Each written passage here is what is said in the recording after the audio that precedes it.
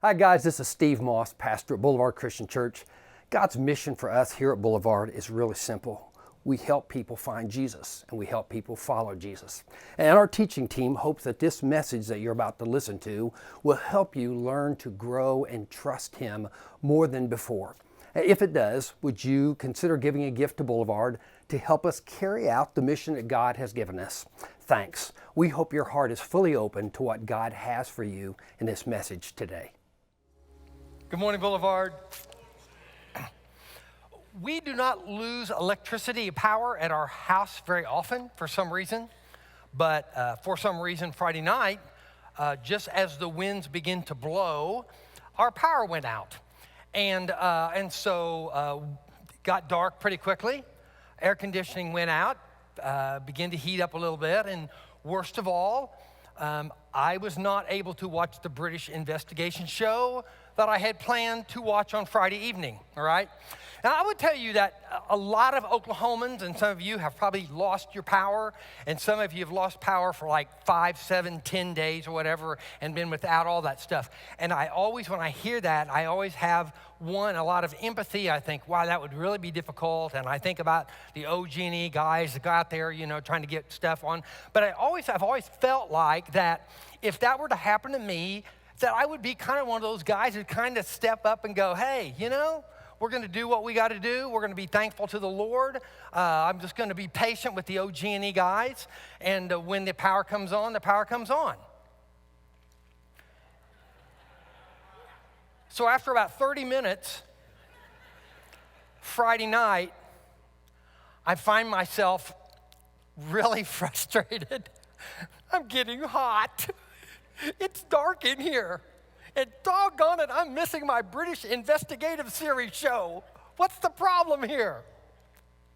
Knowing that character about me, it probably would not surprise you that when I am reading the passage that James kind of took us to in Elijah last week, and I'm reading verse 6, and it says basically that God took Elijah to Brook Cherith, and that he said, the ravens will take care of you. And indeed, it says in verse 6 that the ravens came morning and night and brought bread, and that he drank water from Brook Cherith.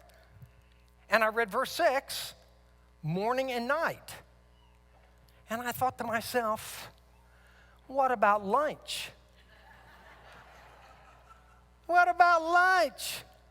That's the kind of guy I am. Well, hey, we were talking about Elijah for these several weeks, and let me just make this point really early on.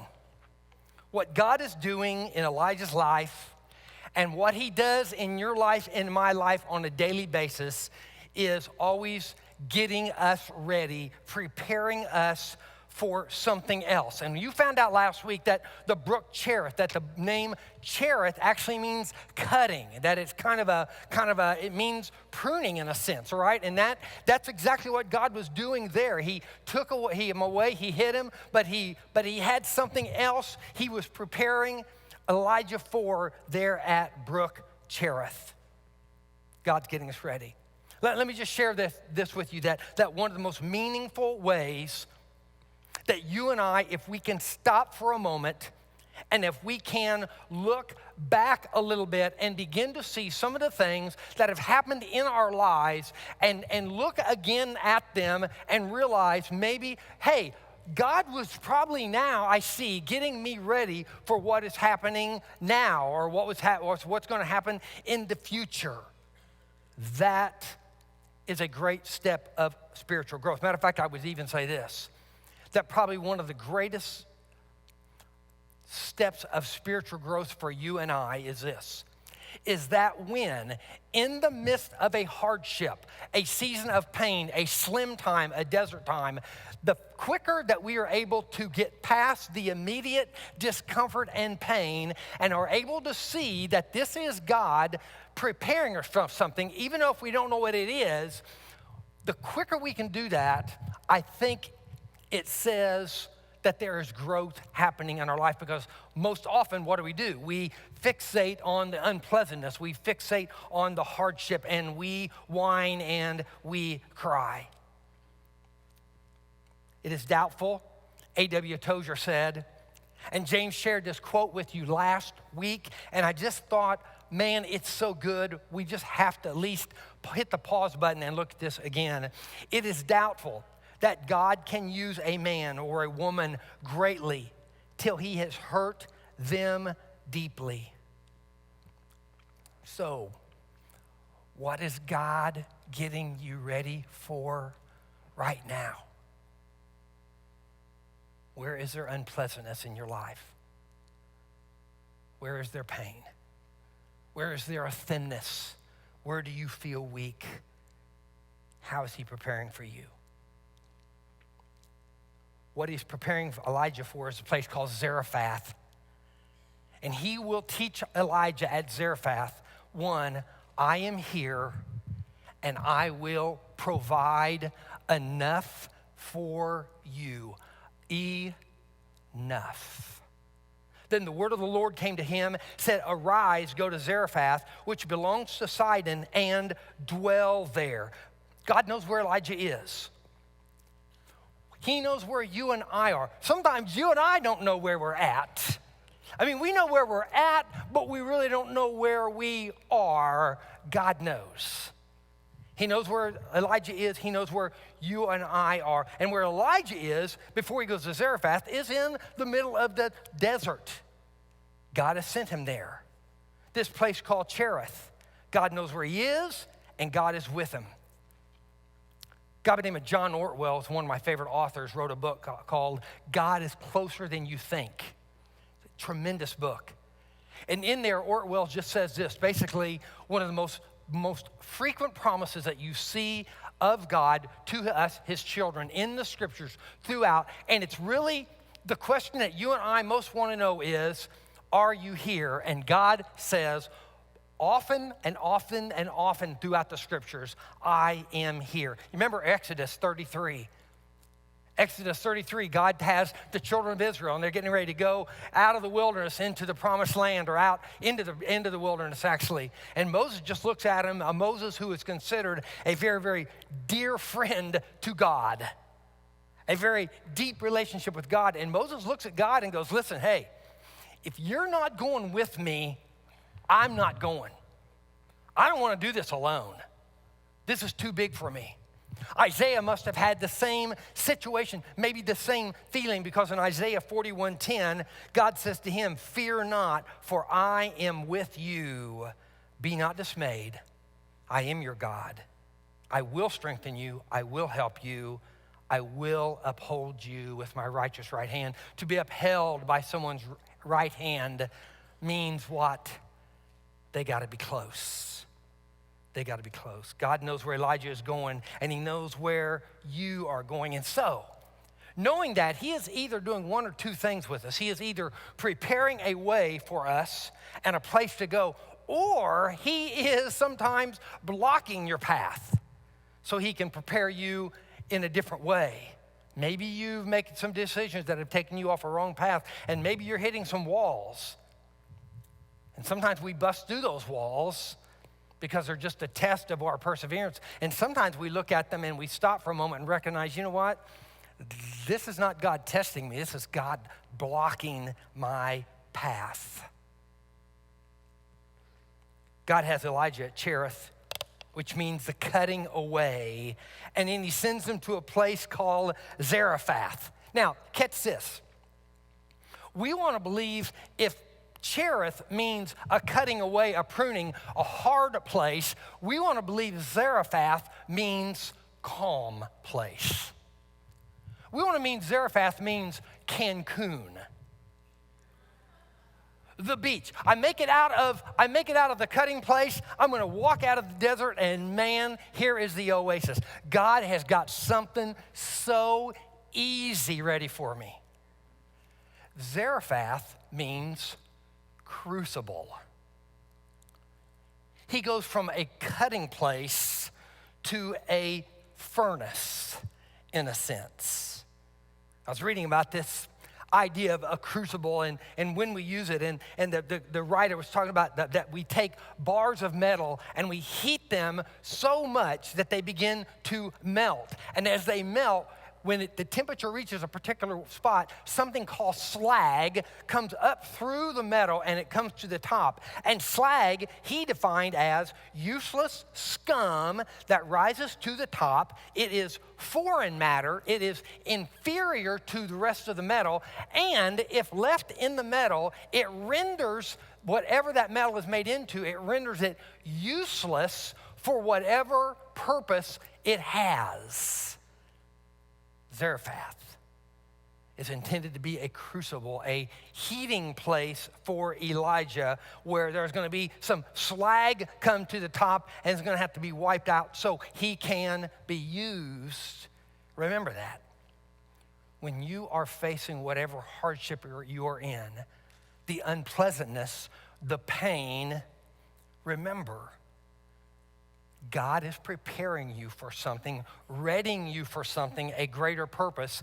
And the purpose of that pain is often so that the slag, that parts of your life, those characteristics have to come to the top so they can be removed by God so you can be used for what God has you for. Elijah goes from a cutting place to the crucible place. And it's interesting. Another response we have when we come out of a hard place and we go to the next place and it looks like it's going to be hard, how many people want to pitch the tent there for very long? Oh, no. No, what do we do? We want to get through that as quick as possible. And so I just see Elijah going, okay, great, I'm going to Zarephath. That's going to be a hard place. I'll just spend the night there in the Hampton and I'll check out the next morning and I'll be on down the road. God says, rise and go to Zarephath and dwell there. Like build a house kind of a thing. This is not a one night in the Hampton kind of thing. Matter of fact, by the way, I would tell you also that Zarephath is 100 miles west of the brook Cherith that he has been at, across open country. And so while Ahab the king is basically got a contract out on Elijah's life and he's trying to get him killed, he's got his army out looking for him, God sends Elijah across this wide open country, 100 miles on foot, to get him to the next place that he wants him. That's just so like God.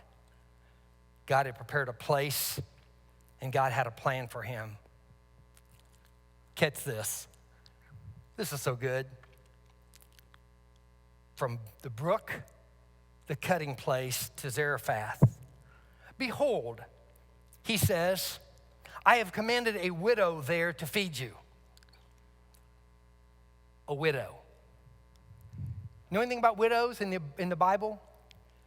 Basically, when widows are presented in the Bible, either as the community of God's children or the church in the New Testament, what we hear is this.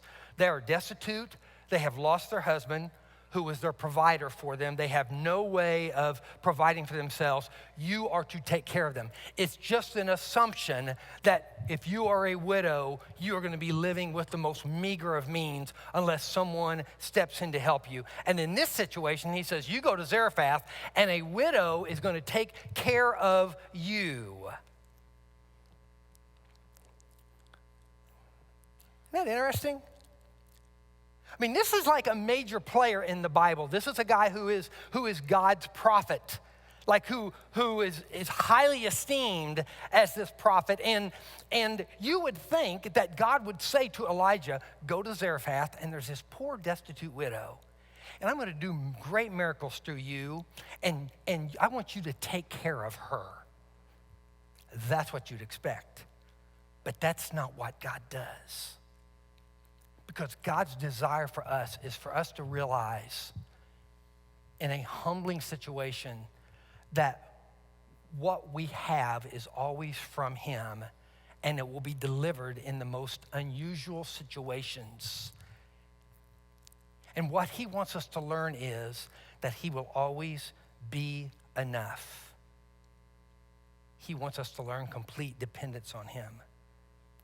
Humility is this. It is the intentional recognition that God is everything and that he is enough for me.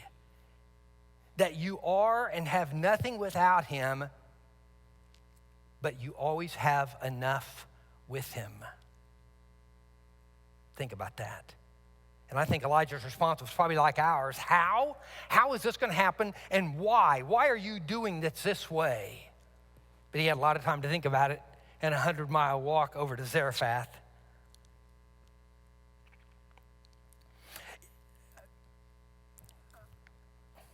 I'm trying to get into Elijah's head.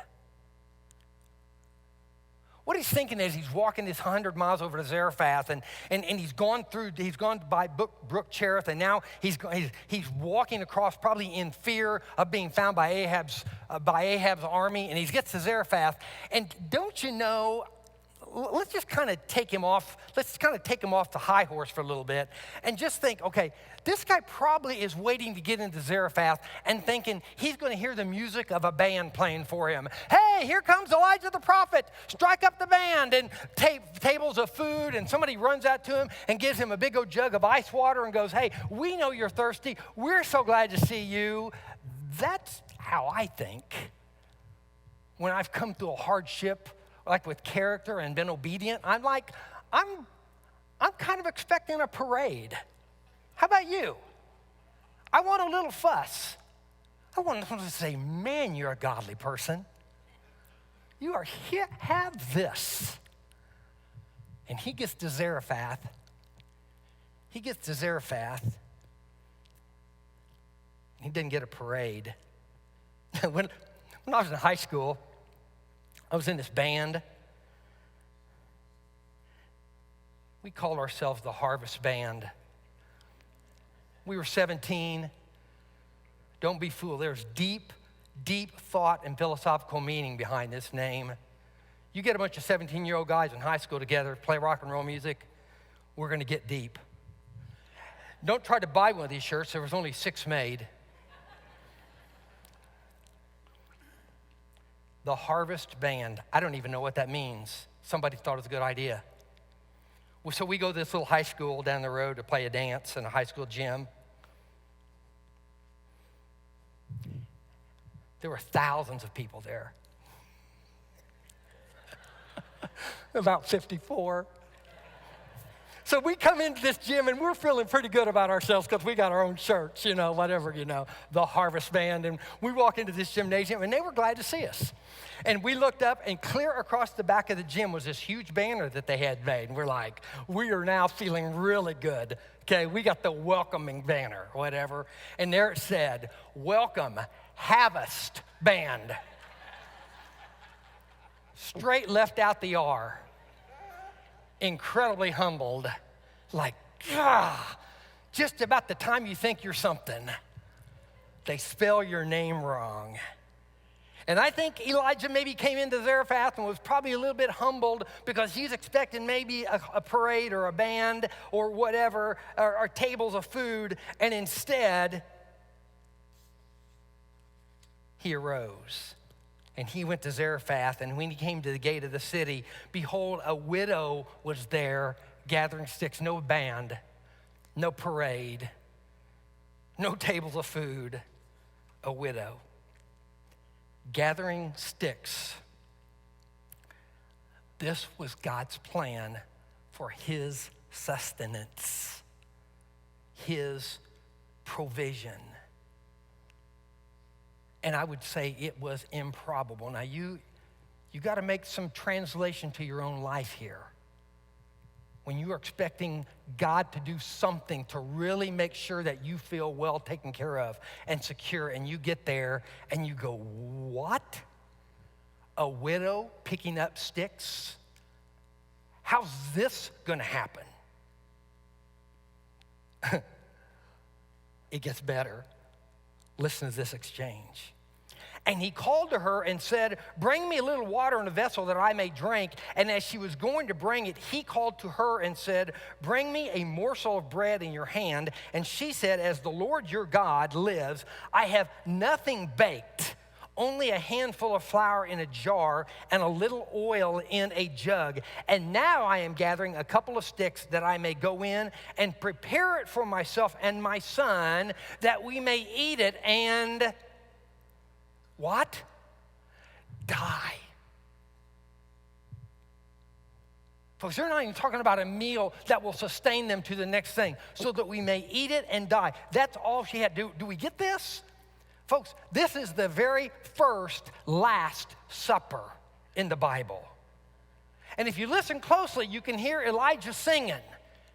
And what he's singing is the expectation and anticipation demolition blues. It's like, oh, I was expecting a parade. I was expecting a big old meal. And I've got a widow gathering sticks to make her last meal for she and her son so they can die. This is not what I signed up for. That's the chorus of the song. And the improbable becomes, at this stage, the impossible. From a human perspective, this is impossible. Now, folks, because of the way we are made, when we are not listening to what God has for us, we judge, we rate, we see everything by what we see.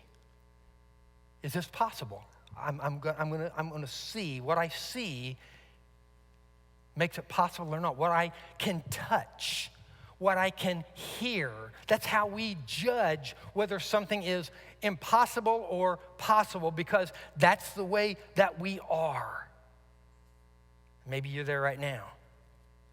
Where is there a place in your life where you have deemed it impossible? Maybe you have a love or lack thereof in your marriage, then you can't fathom it being rekindled, and you have deemed it impossible. Maybe you have a relationship with someone and it has gotten so bad, and it is so bad that you cannot even fathom because of what you see and what you experience of. You have deemed it impossible. It cannot be reconciled. Maybe you have a bank account that is so far deep in the red that you can't even imagine being ever out of it and seeing black, getting bills paid on time and taking care of things. Maybe you have deemed those things impossible. And I've got to ask you, what is God doing those? As we are wringing our hands and pacing, is he doing the same thing? Is he going, oh my golly, I don't know what to do with that. I've never dealt with something like this before. Is he wringing his hands in heaven? Is he pacing up and down the halls of heaven? What do you think? I don't know. I think maybe he's smiling. Not at the pain and the hardship that you and I are going through, but possibly just because as a dad, he knows that we are finally in a place to be prepared by him for what he has for us, and to learn that he is enough, and that we will have enough of whatever it is. And this is when you and I get past our lip service faith to really knowing God is God. And when we really know that God is God, then we can really enjoy God as God for the first time in our life. And this is Elijah's response. Elijah said to her, "Do not fear, go and do as you have said. But first make me a little cake and bring it to me, and afterward make something for yourself and your son." Ooh. For thus says the Lord, the God of Israel, the jar of flour shall not be spent, and the jug of oil shall not be empty until the day that the Lord sends rain upon the earth. Now, when you read that, if you're like me, I read that and I was like, okay, well, that's selfish. She's got just enough for a little piece of bread for she and her son, and then they're going to die. And he goes, hey, before you feed yourself, bring me some bread. Whoa. What's going on there? Don't be afraid. Make me bread first. See, I believe that God is working through Elijah to the widow. Because remember remember that before he gets to Zarephath, if you remember, he says, I have commanded a widow to take care of you. So God has already had this conversation with this widow and says, there's a prophet coming, and when he gets there, you're to feed him. And I can't even imagine that conversation. What? I don't have enough for me and my son. My son is starving to death. You want me to feed this guy? I'm sure there was more. I'm going to take 2 jumps here, just kind of so you know. I'm going to kind of go down a couple other paths for a second. First, I want to take a jump to an assumption. Because after she says, here's what I'm going to do. I'm going to make this bread, and then we're going to eat it, and then we're going to die. He says, for thus says the Lord, God of Israel. Now, this is really vital, and this is a little bit of an assumption. And I don't know whether God had shared this whole scenario with him while he was walking the 100 miles to Zarephath. I don't know whether after she said, I'm going to go die, maybe he walked away for a few minutes and talked to God and then came back. I don't know what's happened there. I do sense this, that he has been listening to God. And he knows that this is not going to be her last meal. And second, and this is really important, that he is looking back at the brook Cherith where the ravens have been commanded, and the ravens, as improbable as that is, the ravens have been commanded to do their job and provide they did.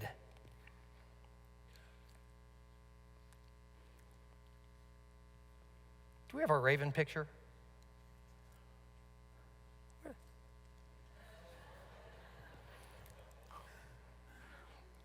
That's some raven, isn't it? Now, we paused to interrupt this program. That's not a raven. Silly. That's a roadrunner. Well, we have a roadrunner at our church. I haven't got him actually to accept Christ and join the church yet, but he's been in the parking lot all week long. Now you're going, what is this connection here? There is none. I just took the picture of this roadrunner, and I just thought it was really cool. And I read about ravens, and I thought it might be fun just to hesitate in the sermon for just a second. So what you'll notice is, I got to share this with you, okay, before we go on. So I got to share. I don't know if you notice what the raven, the roadrunner, has in its mouth, like a lizard or something. And I saw this roadrunner like all one afternoon, and the other people on the staff had been watching it most of the week, going back and forth in our flower gardens and across the parking lot. And so we were looking at it, and I realized that male roadrunners, pay attention to this, ladies, male roadrunners will get a snake or a lizard, and they will run around with it for the hours because they entice other females by what is hanging out of their mouth. Like, hey, got a lizard, right? So, ladies, take note. You need to be thankful for us, all right? Now, back to the sermon.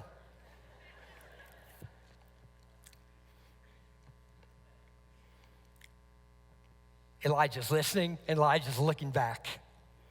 And he realizes that as improbable as it was that ravens would provide for him, they did day and night for a long, long time. That's amazing, isn't it? That's amazing. God commanded them to meet the needs of this prophet, and they did. Here's the other jump. Not only the assumption that Elijah was listening and was looking back, and he had a track record that he could see that God had provided, but also this. I want to jump to I want to jump to the widow's God story for a second. That she has been commanded to meet the needs of a prophet, and she has nothing to give him.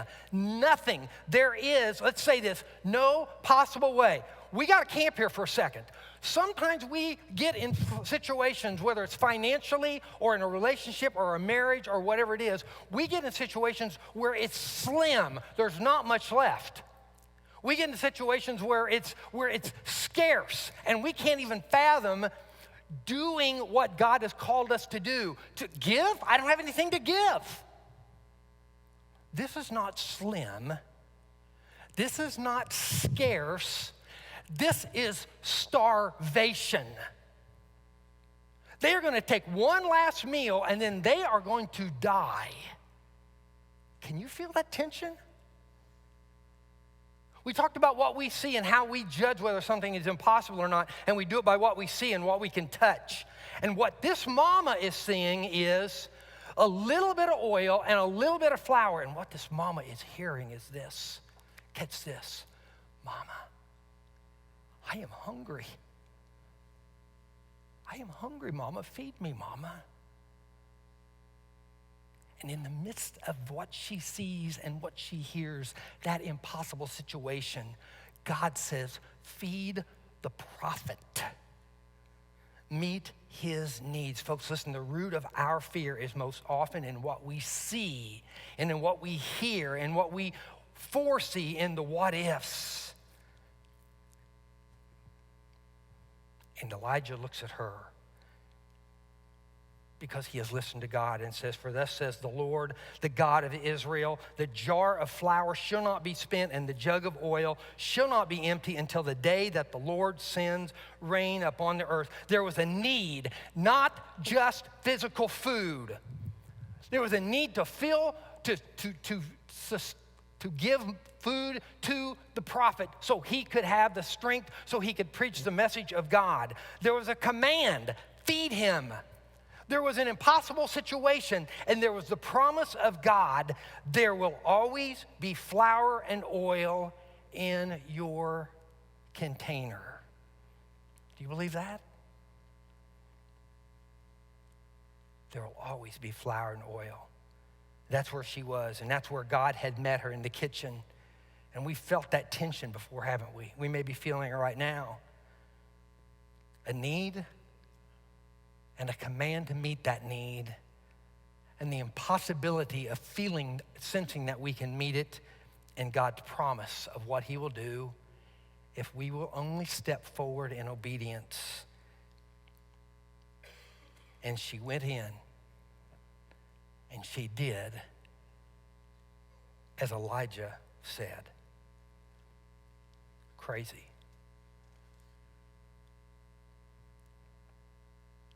Instagram always says, wait for it, and the cat falls.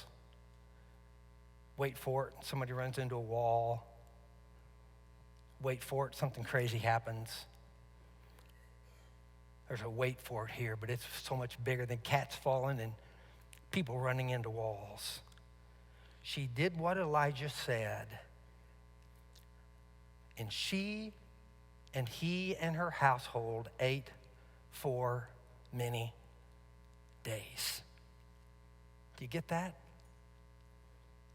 She did what she was commanded to do when she had nothing. And God kept his promise because she was obedient. My obedience opens the door for me to experience God's goodness in keeping his promise, and for me to learn, and for you to learn, that there will always be enough, because he is enough. He is enough. And before we close, I want to share just a couple of things. One, the beginning step, she had to make the bread, and then she had to take that bread while her son is going, I'm hungry, and she had to hand it to Elijah, and that's the difficult step, that first one. He didn't supply the oil and the bread until the bread was out, or the flour, until the bread was out of her hand. Do you get that? It didn't fill up when she said, oh, okay, I'll do it. No. It filled up when she handed the bread to Elijah. So years ago, I go to this youth ministry retreat, and we were doing some of these like team testing kind of thing, team building stuff. And they had this thing called the pamper pole, and the pamper pole was an electric pole, except no wires at the top, but it's like 20, 25 feet high, and you climbed to the top of this pamper pole, and you stood on top of the pamper pole, like this. Then in there, about 10 feet out was this guide wire, and on the guide wire was a trapeze. And when you got to the top, the guy at the bottom, who was your instructor, said, jump and catch the trapeze. And you're going, are you crazy? Like, yeah, just jump and catch the trapeze. Well, here's the important part. Off the back was the harness with this wire that they said would hold up a Volkswagen. I doubt if they tested it. But they told us it was true, and we are youth ministers, so we believed them. And it was on, and you couldn't see it. And so I swear to you that you could not see it. And so it felt like it just felt like you were just jumping into air. And gosh, if you didn't jump far enough, you were just gonna splat on the ground. That's what it felt like. And so we jumped. Some of us made the trapeze and someone didn't. And you dropped for about 4 feet and then the wire would catch you. But it was probably the top 5 scariest moments of my entire life, that first jump. I mean, it was crazy. The first step is hardest. And him keeping his promise hinges on our obedience. And he usually does not keep his promise and show up until we actually take that step, until we actually jump off the pamper pole to catch it. He doesn't bring it closer. He waits until we are obedient. Here's a tough thing, that there's often just enough. We want it to be overflowing, and sometimes it is. But most of the time, and I'm going to say this is hard for us Americans because we want a lot. We are used to a lot, and just enough just doesn't cut it sometimes for us. So we may not get what we want, but there will be enough. You'll have to think about that for a little while. Am I not being obedient because I want more than the enough that God will give me?